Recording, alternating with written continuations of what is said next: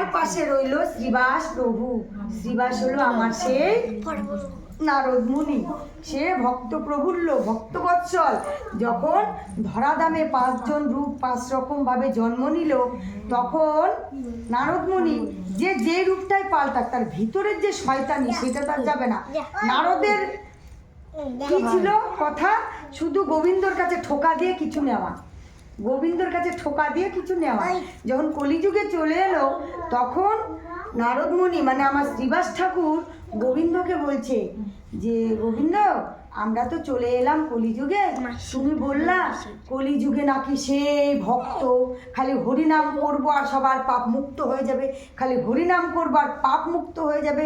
তো কেমন করে হরিনাম করব যে পাপ মুক্ত হয়ে যাবে? বলি কি, হরিনাম কেমন করে করবা? হরিনামের মাহাত্ম্য যদি তুমি জানতে চাও, তাহলে ওই পুকুরের ধারে চলে যাও।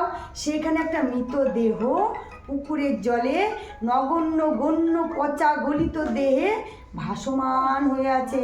সেই দেহকে গিয়ে তুমি বলো যে হরিনামের মাহাত্ম্য কি? তখন নারদ বলছে কি, সে নিম্ন পচা গলা দেহ যেটাকে গঙ্গায়ও নেয়নি, জলে ভেসে যাচ্ছে, সেটাকে গিয়ে আমি বলবো যে হরিনামের মাহাত্ম্যটা কি? বলে কি, হ্যাঁ তুমি তাকেই গিয়ে জিজ্ঞাসা করো। তখন নারদ আস্তে আস্তে গিয়ে দেখতে পেল একটা বড় সরোবর, জলের মধ্যে একটা পচা গলিত দেহ পোকা কিলবিল কিলবিল করছে, সেই মৃত দেহটা জলে ভেসে ভেসে যাচ্ছে। তখন ওকে গিয়ে বলল যে আপনি তো কোনো সার দেহ না, মৃত দেহ, আপনি একটু বলতে পারবেন যে হরিনামের মাহাত্ম্যটা কি?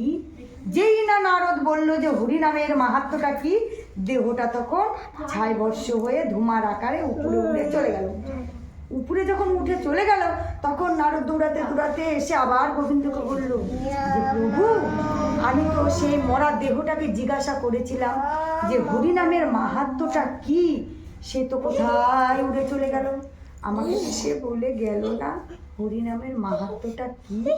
বলে কি, তোমাকে সে বলেনি?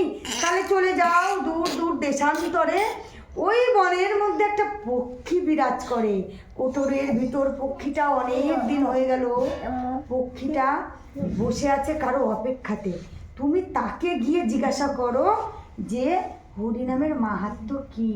পক্ষীটা বলতে পারে না, কোনো কথা বলতে পারে না, জন্য কোটরে লুকিয়ে থাকে। মানে কি, যে কোনোদিন কথা বলেনি কোটরে লুকিয়ে থাকে, তাকে গিয়ে আমি জিজ্ঞাসা করব হরিনামের মাহাত্ম্য কি? তখন বলছে হ্যাঁ তুমি তাকেই গিয়ে জিজ্ঞাসা করো। তখন আস্তে আস্তে নারদ সেখানে গিয়ে সেই পক্ষীটাকে জিজ্ঞাসা করছে, আচ্ছা পক্ষী, তুমি কি জানো হরিনামের মাহাত্ম্যটা কি?